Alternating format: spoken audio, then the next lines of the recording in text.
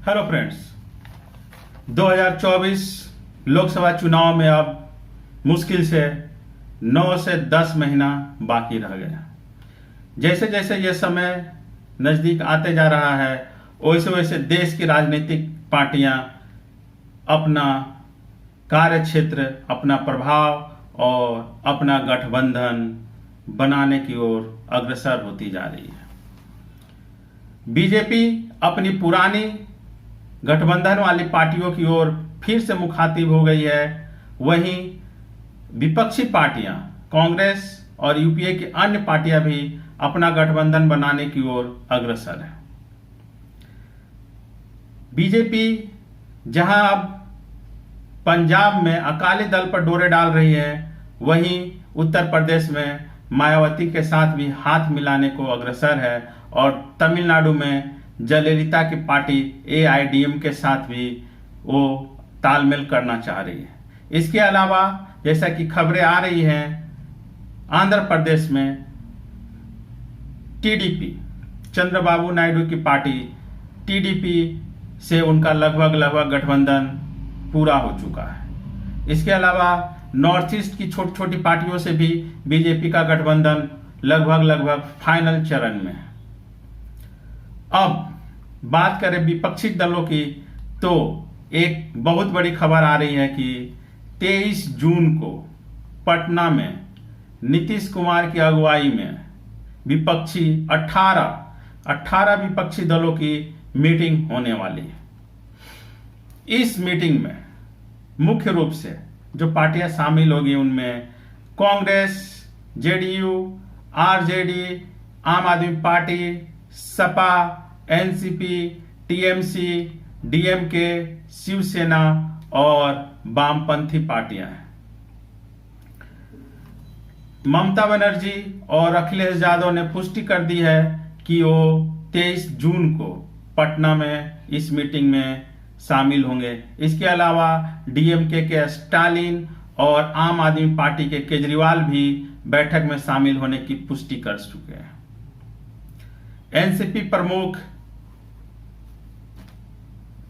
और शिवसेना उद्धव ठाकरे के उद्धव ग्रुप के भी शामिल होने की पूरी संभावना है। शरद पवार ने अभी कल ही प्रेस कॉन्फ्रेंस में कहा कि वो भी 23 जून को पटना की बैठक में शामिल होंगे और शिवसेना ग्रुप के, उद्धव ठाकरे ग्रुप के संजय राउत ने भी इस बात की पुष्टि की है कि उद्धव ठाकरे भी इस बैठक में शामिल होंगे। अगर हम बात करें कांग्रेस की, तो कांग्रेस के राहुल गांधी अभी अमेरिका के दौरे पर हैं और जो बैठक पहले 12 जून को होने वाली थी, तो राहुल गांधी के विदेश दौरे के कारण ही इसे बढ़ाकर 23 जून को किया गया है। ऐसे में ये संभावना है कि राहुल गांधी और कांग्रेस अध्यक्ष मल्लिकार्जुन खड़गे भी इस बैठक में शामिल होंगे। इस तरह से कुल 18 विपक्षी पार्टियां इस बैठक में शामिल होने को तैयार हो गई हैं। ऐसे में यह देखना काफी दिलचस्प होगा कि आखिर इन पार्टियों के बीच में किस प्रकार से तालमेल का बात होता है। 2024 चुनाव में कौन कौन सी पार्टियां किस राज्य में कितनी सीटों पर लड़ेंगी। उम्मीद है कि इस बैठक में इस पर भी निर्णय हो पाएगा।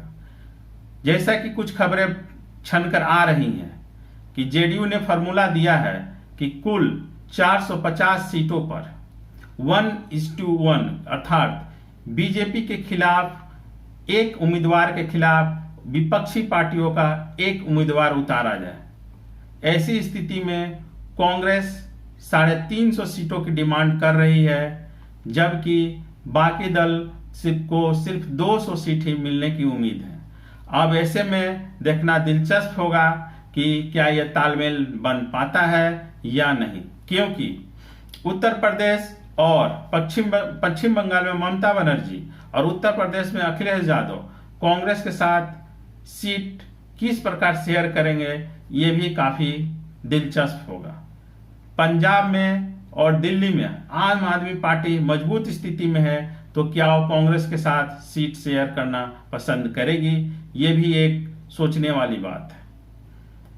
कांग्रेस इस समय 4 राज्यों में अपने बल पर सरकार बनाए हुए हैं: छत्तीसगढ़, राजस्थान, कर्नाटक और हिमाचल प्रदेश।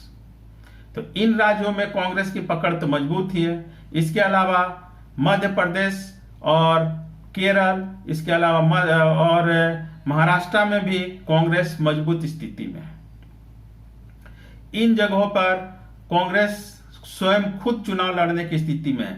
महाराष्ट्र में हालांकि एनसीपी और शिवसेना उद्धव ठाकरे ग्रुप का उसे पूरा समर्थन मिलेगा, लेकिन अन्य राज्यों में वो खुद सभी सीटों पर लड़ने के लिए तैयार है। जहां तक बात है बिहार की, तो बिहार में उसे कांग्रेस को जेडीयू, आरजेडी और हम, इसके अलावा वामपंथी पार्टियों के साथ भी सीट शेयर करना पड़ेगा।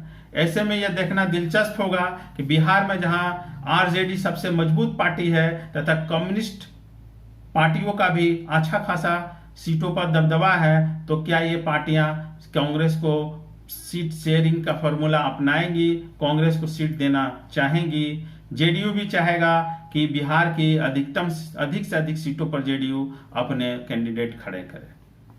तो सबसे ज्यादा पेच जहां तक बात है बिहार में ही फंसने वाली है, क्योंकि बिहार में कांग्रेस, जेडीयू, आरजेडी, वामपंथी दल और हम, ये 5 महत्वपूर्ण दल है और पांचों का जनाधार काफी मजबूत है।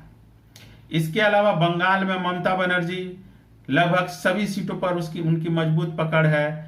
वामपंथ वहां लगभग समाप्ति की ओर है। ऐसी स्थिति में क्या वो कांग्रेस को अपने प्रभुत्व वाले सीटों में सीट शेयरिंग करना पसंद करेगी? ये भी देखना दिलचस्प होगा। लेकिन माना जा रहा है कि बीजेपी के प्रभाव को कम करने के लिए ममता बनर्जी शायद इस फॉर्मूले पर तैयार हो जाए। अब रही बात उत्तर प्रदेश में अखिलेश यादव की, तो अखिलेश यादव का लोक दल के जयंत चौधरी के साथ पहले से ही उनका गठबंधन है। तो ऐसे में ये देखना दिलचस्प होगा कि ये दोनों पार्टियां, सपा और लोक दल, कांग्रेस को कितनी सीटों पर अपना उम्मीदवार खड़ा करने की अनुमति देते हैं। अगर बिहार, बंगाल, उत्तर प्रदेश में कांग्रेस का सीट शेयरिंग का फॉर्मूला तय हो जाता है इन बैठकों में, तो माना जाएगा कि आगामी 2024 चुनाव में विपक्ष बीजेपी के खिलाफ एक मजबूत फैक्टर के रूप में खड़ा दिखेगा तथा मजबूती से टक्कर देता हुआ दिखेगा।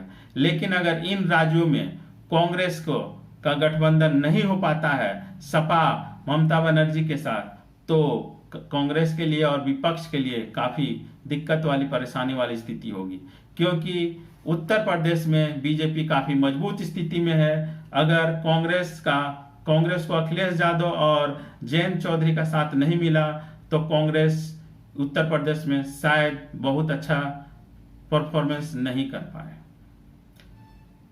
23 जून को होने वाली बैठक की अगुवाई नीतीश कुमार कर रहे हैं। ऐसे में देखना होगा कि नीतीश कुमार अपनी इस मुहिम में कितना सफल होते हैं। तो दोस्तों, अब हम बात करेंगे 23 जून को कि आखिर इस बैठक में क्या हुआ। तब तक के लिए धन्यवाद दोस्तों।